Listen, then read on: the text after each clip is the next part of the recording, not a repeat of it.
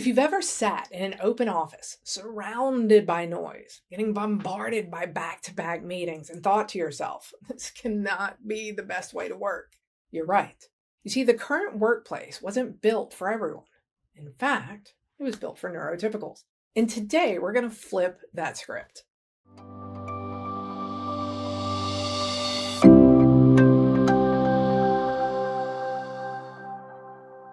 Hi, I'm Summer, a keynote speaker and leadership trainer that was late diagnosed with autism and ADHD. I'm also a corporate survivor. I've worked for the Walt Disney Company, HEB, and even a dude ranch, and now I help neurodivergent professionals thrive in a workplace that wasn't built for us. Now let's talk about where these workplace norms come from and how we can start building environments where everyone can succeed. Most modern workplaces were shaped during the Industrial Revolution and the post-World War II corporate boom. They were designed with a very specific worker in mind. Someone who could sit still for 8 to 10 hours, someone who could follow unwritten social rules with ease, handle bright lights, background noise, and casual interruptions without breaking their focus, and prioritize conformity over innovation. And finally, this individual could tolerate small talk, status meetings, and open plan offices. In short, workplaces were built for the mythical average employee, who just happens to match a very neurotypical brain style. Now, if you're neurodivergent, the traditional environment feels like trying to play a game where you weren't given the rulebook or even the right pieces.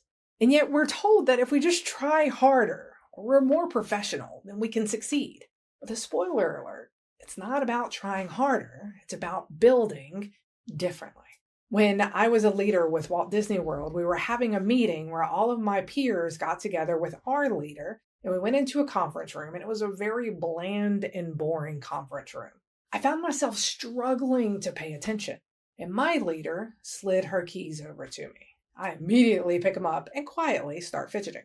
After a few minutes of this, one of my colleagues looks at me and says, "Could you please put the keys down and pay attention? You're being disrespectful." And without looking up from the keys, I repeated verbatim the last 30 seconds of what we had been talking about. He then got quiet and we were able to keep going. But I had to prove in that moment that what I was doing was okay, simply because for him, it was different. And you see, this happens a lot when workplaces are designed this way. When it's designed for neurotypicals, neurodivergent professionals may find themselves having to adapt, and there may be some consequences to that. So when we're adapting, we may mask to fit in, and this can lead to burnout. We struggle with constant distractions, overwhelming social norms, and inflexible systems. We get overlooked because we communicate differently, or we work in bursts instead of steady streams. We face bias when feedback is based on style and not substance.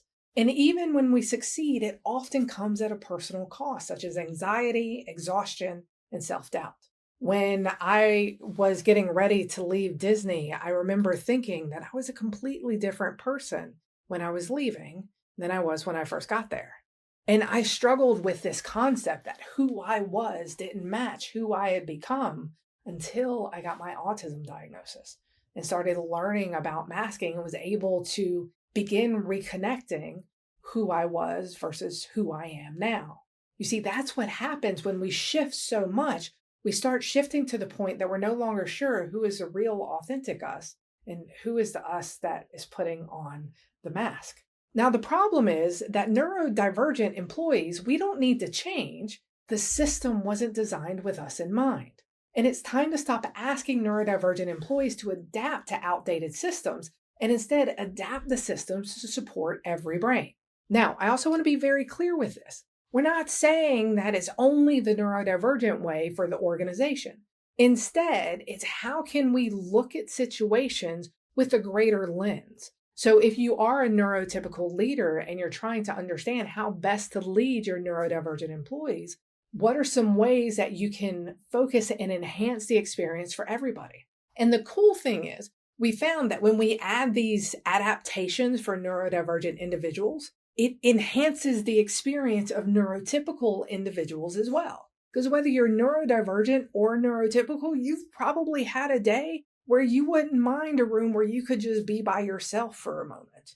You've probably had a day where maybe you had a headache or everything was just a little bit too much because you were stressed and you wanted a space that was sensory deprivation, essentially, where there's not a lot of added sounds and lights. And so when we're thinking about this, we can support every brain by flipping the script. So we can design for sensory diversity. We can offer or accept noise-canceling headphones without an individual having to make a special request. We can give people access to quiet workspaces or remote options if it makes sense. We can allow sunglasses, fidget tools, a flexible dress code, basic sensory accommodations without all of the bureaucracy. We can communicate clearly and flexibly, and when we do, we can write it down, we can say what we mean, and then we can say it again. Give people time to process. Don't expect everyone to respond in real time. And normalize different communication styles, talking, typing, visual tools. We can redefine professionalism. We can focus on the results and not just appearances. Reward authenticity and not just who plays the corporate game the best. We can stop penalizing people for being direct or quiet or passionate or different. We can flex the system and not just the individuals. If it makes sense, we can have flexible working hours, flexible meeting structures, and flexible career paths. One rigid road doesn't fit every brilliant brain. Imagine what we can build if we stop designing workplaces for the average employee, started designing for the full human spectrum. Innovation happens at the edges. Inclusion isn't charity, it's a competitive advantage. When we shift the system, everyone wins. Now, if this video resonated with you, stick around.